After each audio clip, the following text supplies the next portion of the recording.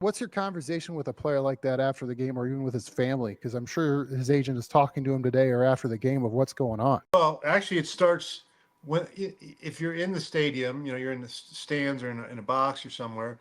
So obviously, you're in communications with either the general manager or assistant GM or whatever. You're trying to, you're not, you can get down to the locker room, but you're probably not going to be allowed in it during the game. So you're trying to find out what's going on. You try to get your concussion experts lined up. You want to make sure that the wife or the family has full information because they're panicking. At the same time, your phone's blowing up by 8 million people, and of course, you'd like to be able to respond to all of them, but you don't want to do that, including media people left and right. Then then you want to find out. Your first sort of concern is how's the player. There are two types of injuries. If you have an ankle, a knee, or whatever, okay, that's fine. But something like this, which could be catastrophic, changes the dynamics of everything at that point. Yeah, I do have one question before we move on. Pete, if I was in that position, would you talk me into the Guardian cap? That's an interesting. You mean before the episode last night? Before the episode last night. Interesting. Knowing I have those issues of concussions, right? Like the Luke Kuechly's and those people, would you have talked? Because I know people wear the thing around their neck, and that's supposed to help. And I don't know how like Tony Pollard does it. Luke Kuechly did it when I was in Carolina in those couple months that I was in there before I got to the Rams. I would not try to talk you into the Guardian helmet. I would make you wear the Guardian helmet. See, that's what I'm saying. Yeah, especially for a quarterback. What with his history? What are we doing? Right. I mean, and if the Guardian helmet's not, looks awkward or whatever, let's find another helmet with a soft shell on it. Because the hit that he took, what happens is because of the second impact syndrome, each time you have a concussion, it takes less of an impact to create more damage. Right.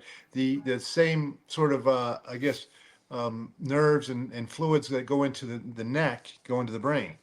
So like if you injure your neck, one time it's there, it hurts. The next time it doesn't take as much to have a greater impact. It's the same deal. So with that situation, even though he got through a year last year, I think he should have been wearing that helmet or some,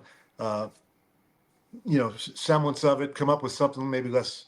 Whatever awkward or wherever your issue is with it, but put something on because that hit was not that hard. Yeah, I mean, there's a couple players that's wearing it, and like obviously, I was out the league when the Guardian cap thing came into fruition. I do remember after my first concussion, though, I changed my helmet. Right, like this is the helmet that I changed to when I received my first concussion. This is the helmet that I had when I received the first concussion. And if you go look back at some 2014, 2015 pictures later in the year, this part of this helmet was like super thick.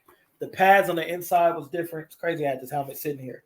But I completely changed what my helmet looked like to have a better helmet that prevented concussions. And I never, knock on wood, I've only had one concussion in my career. Back when CJ he got his concussion in 2014, the concussion protocols were nowhere near what they are today. Yeah. You could find ways back then to skirt the system, pass the test, play. Get back on the field, yep. Yeah. And if you had a concussion on Sunday, they didn't rule you out for that next weekend right away. Yeah. I mean, there were ways that if you needed to play, you could play. And the first thing is let's make sure he's not symptomatic today. That's the worst part, which would be nausea, headaches, vertigo. Light sensitivity.